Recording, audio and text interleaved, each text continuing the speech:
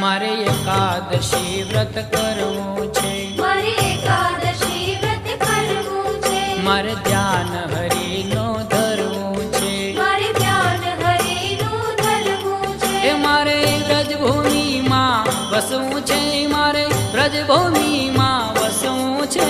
ધની એકાદશી એકાદશી કરી દે તો વ્રજ સુખ પામી.